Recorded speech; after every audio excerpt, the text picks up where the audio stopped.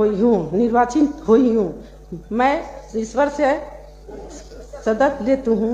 मैं ईश्वर का विधि द्वारा स्थापित करती हूँ हुई हूँ। संविधान के प्रति सच्ची बोलिए ना चाहूँगी। हाँ,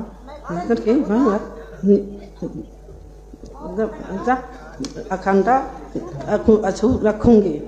मैं जिस पद को निवेदन करती हूँ करने वाली हूँ, उसके कर्तव्य का श्रद्धापूर्वक निर्वहन करूँगी। धन्यवाद। किसी का अनपढ़ होना कोई बड़ी बात नहीं है, लेकिन किसी मंत्री का अनपढ़ होना बहुत बड़ी और गंभीर बात है।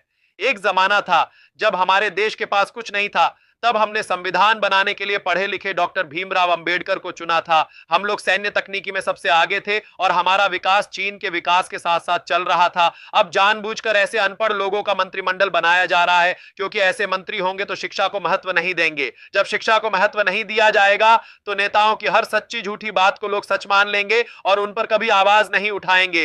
नेता अपनी मनमानी करते रहेंगे। मुझे तो एक बात समझ में नहीं आती कि इन्हें मानने वाले जो अंधभक्त हैं वह कब सुधर पाएंगे। वे क्यों नहीं सोच पा रहे हैं कि आज उनकी अंधभक्ति उनके होने वाले बच्चों को नर्क में धकेल रही है। उनकी वजह से उनकी पीढ़ियां बर्बाद हो रही हैं। उन्हीं की वजह से देश उन देशों की श्रेणी में गिर जाएगा जो गरीबी से कभी ऊपर नहीं उठ पाए। नजर डालते हैं दूसरी बड़ी खबर पर। दोस्तों, अगर आपको पता चल जाए कि कोई व्यक्ति या फिर कोई मीडिया पर्सन अपने ही देश को पैसे देकर गाली दिलवा रहा है, तो आप उस पर क्या एक्शन लेंगे? अगर मेरे हाथ में कुछ होता तो मैं उसे कड़ी से कड़ी सजा दिलवाता और देशद्रोह के जुर्म में उसे फांसी तक दिलवाने की कोशिश करता। अर्नब गोस्वामी हमें पैसे देके कहता है कि इंडिया को गाली निकालो, इंडिया को गाली निकालो। इंडियन टीवी चैनल पे उन्होंने कहा हाँ, और हम निकालते हैं और हमें बहुत पैसे मिलते हैं। Oh my God. मैंने कहा तो ये क्यों गाली निकलवाता है?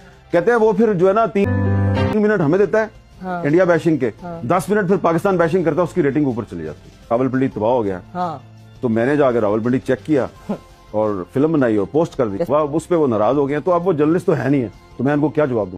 लेकिन अफसोस इस बात का कि हमारे हाथ में कुछ नहीं है। आज की जनता हिंदू मुस्लिम की नफरती बीमारी से इतनी जूझ रही है कि उनके पास मीडिया के झूठ के अलावा संतुष्टि देने के लिए कुछ नहीं है। उनके लिए सिर्फ मीडिया का झूठ ही अब दवाई बन चुका है। जब तक मीडिया हिंदू मुस्लिम न करे, नफरत की राजनीति न चलाए, तब तक उन अंधभक्तों के दिल को सुकून नहीं मिलता। ऐसे हालात कर दी हैं इन चिंटुओं ने, कुछ नफरती नेताओं ने, जिन्हें सिर्फ अपने दोस्त की जेब भरने से मतलब है, अपनी कुर्सी बचाने से मतलब है। अब इससे ज्यादा क्या बताऊं?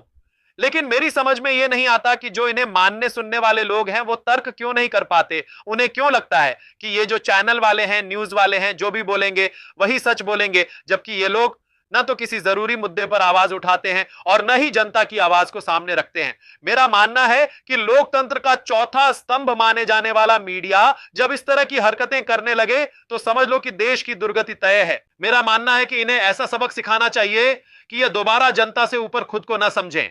मैं बार बार इसलिए कह रहा हूं क्योंकि बहुत बड़ा नुकसान होने जा रहा है। अगर यही सब चलता रहा तो गिने चुने ही वर्षों में हमारे देश की आवाज इतनी दब जाएगी कि फिर चूं तक नहीं सुनाई देगी। नजर डालते हैं अगली खबर पर।